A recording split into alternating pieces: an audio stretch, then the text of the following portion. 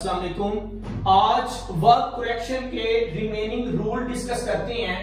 Rule number 8 है do not use following verbs in continuous tense. हमारे पास कुछ ऐसे वर्ड्स हैं, कुछ ऐसे वर्ब हैं जिनको हम कॉन्टिन्यूअस टेंस में यूज नहीं कर सकते। मसलन see, own, need, care, love, hate, mean, like, believe, belong etcetera. ये वो वर्ब हैं जिनको हम कॉन्टिन्यूअस टेंस में यूज नहीं कर सकते। आई एम नीडिंग शुगर, ये गलत होगा। I need sugar, I need sugar, ये सही है। इसी तरह this house was belonging to them, ये गलत है। This house belong to them, ये सही होगा। इसी तरह रूल नंबर 9 है main verb in past tense.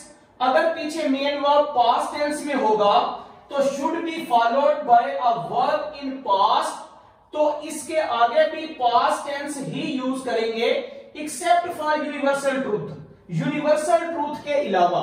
मसलन अगर पीछे पास्ट टेंस है तो आगे भी पास्ट टेंस यूज करेंगे सिवाय यूनिवर्सल ट्रूथ के। यूनिवर्सल ट्रूथ के अंदर प्रेजेंट यूज हो सकता है, अदरवाइज अगर मेन वर्ब पीछे पास्ट है तो आगे वाला वर्ब भी पास्ट होगा। मसलन he said that he is ill, पीछे हम सेड का यूज कर रहे हैं पास्ट और इज प्रेजेंट का यूज कर रहे हैं, तो ये इज गलत होगा।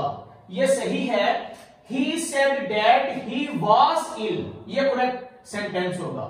लेकिन the teacher said that union was strength, यहां पर ये पास्ट है, टीचर सेड पास्ट है, लेकिन चूंकि आगे यूनिवर्सल ट्रूथ की बात हो रही है, यूनियन इज स्ट्रेंथ है, वाज स्ट्रेंथ नहीं होगा, तो इसलिए हमने यहां इज यूज करना है।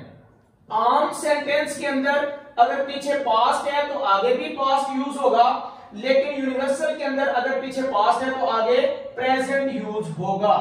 इसी तरह रूल नंबर 10 है two pronouns of different persons joined by and. अगर दो प्रोनाउन हो और वो मुख्तलिफ पर्सन्स के लिए यूज किए गए हों और उनको एंड के साथ मिलाया गया हो तो टेक अ प्लूरल वर्ब, इससे हमें प्लूरल वर्ब उसके अंदर यूज करना होगा। दो प्रोनाउन ले लें, उनको एंड के साथ मिलाया हुआ हो पर्सन्स के प्रोनाउन को, तो हमें वर्ब प्लूरल यूज करना है।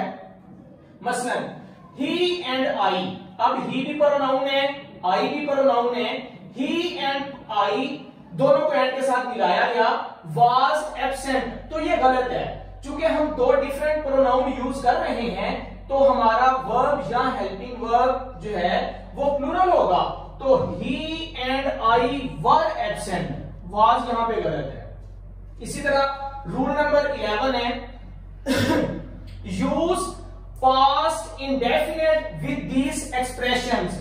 हमारे पास कुछ स्पेसिफिक एक्सप्रेशंस हैं, इनके अंदर हमने पास्ट इंडेफिनिट यूज करना है। मसलन ago, yesterday, previous day, last night, last week, last month, last year वगैरह।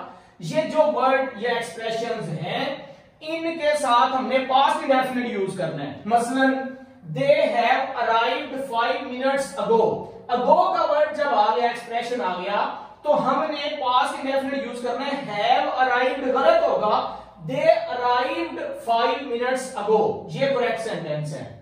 नेक्स्ट इसको बाद में डिस्कस करते हैं। रूल नंबर 12 है हमारे पास a great many is always followed by plural noun या वर्ब। जब अ ग्रेट मैनी आएगा तो वो हमेशा प्लूरल नाउन या वर्ब के साथ होगा। मसलन अ ग्रेट मैनी स्टूडेंट्स, चूंकि अ ग्रेट मैनी के साथ आगे नाउन हमारा स्टूडेंट्स प्लूरल आ रहा है, तो इसी के साथ हमने जो आगे वर्ब लगाना है ये भी प्लूरल लगाना है। A great many students have been declared successful, has been यहां पे गलत होगा, हैव लगाएंगे। नेक्स्ट रूल नंबर 13 है the following verbs take reflexive pronoun after them.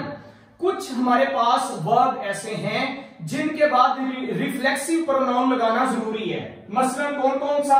Aware, absent, equity, resign, avenge, apply, enjoy वगैरह। इन सब के बाद रिफ्लेक्सिव प्रोनाउन लगाएंगे।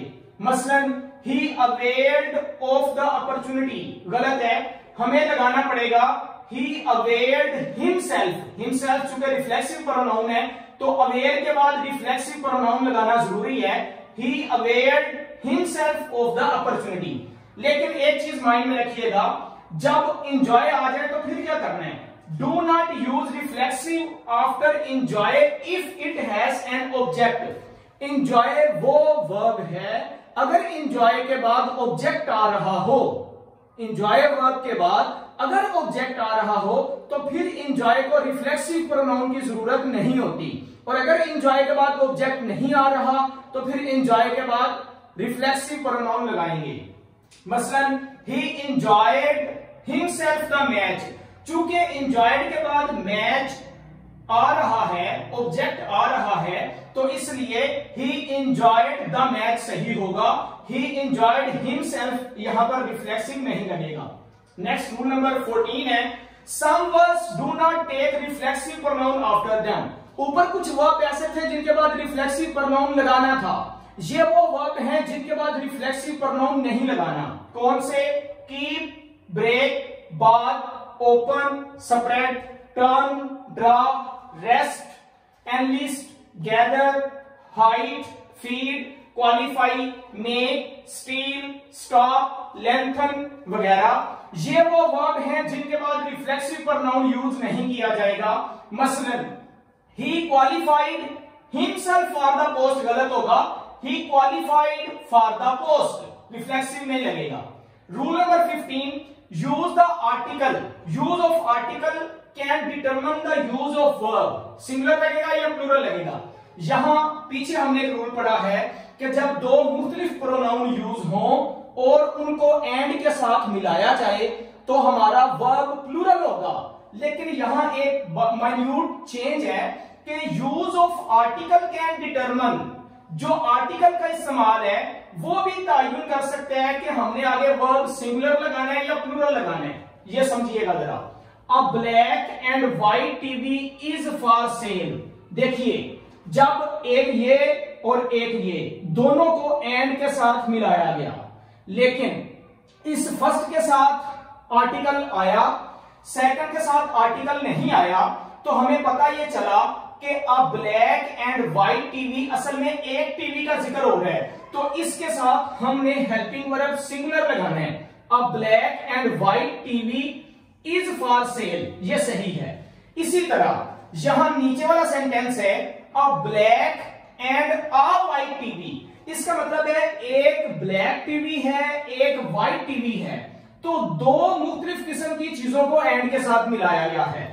तो जब दो चीजों को मिलाया जाएगा तो हेल्पिंग वर्ब प्लूरल होगा। इसका मतलब हमें यह अंदाजा हो गया कि जो आर्टिकल का इस्तेमाल है नाउन से पीछे, वो यहां प्रोनाउन या नाउन से पीछे अगर आया है तो आर्टिकल के इस्तेमाल से हमें ये पता चल सकता है कि हमारा वर्ब सिंगुलर लगेगा या हमारा वर्ब प्लूरल लगेगा। यहां एक आर्टिकल था सिंगुलर, यहां इसके साथ भी आर्टिकल, इसके साथ भी आर्टिकल, ये दोनों अलग-अलग चीजें हैं, इसका मतलब है हमारा वर्ब प्लूरल हो जाएगा। नेक्स्ट रूल नंबर 16 है some verbs are modified by adjectives instead of adverbs. कुछ वर्ब ऐसे हैं जिनको एडवर्ब की बजाय एडजेक्टिव मॉडिफाई करती हैं। वो कौन कौन से हैं ज़हन में रखिएगा। Smell, sound, look, seem, sell, grow, get, become, feel, taste, appear, turn et cetera. ये सारे वो वर्ब हैं जिनको एडजेक्टिव मॉडिफाई करेंगे। मसलन ही टर्न्ड पेल, अब पेल जो है वो एडजेक्टिव है लेकिन ये इसको टर्न्ड को मॉडिफाई कर रहा है। रूल नंबर 17 देखते हैं if the subject of a sentence begins with a fraction. अगर सेंटेंस फ्रैक्शन से स्टार्ट हो रहा है, the verb agrees with a noun और pronoun that comes after preposition of, तो जो वर्ब होगा वो ऑफ की प्रेपोजिशन के बाद डिटरमिन करेंगे।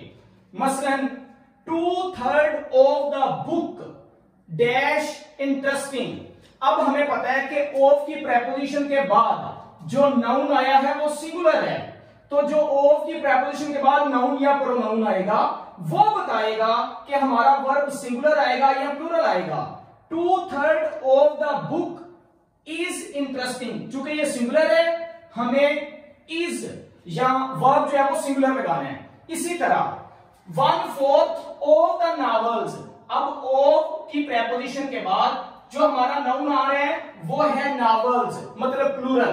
तो इसका मतलब ये है कि नॉवेल्स को देखकर हम लगाएंगे हमारा वर्ब सिंगुलर लगेगा या प्लूरल।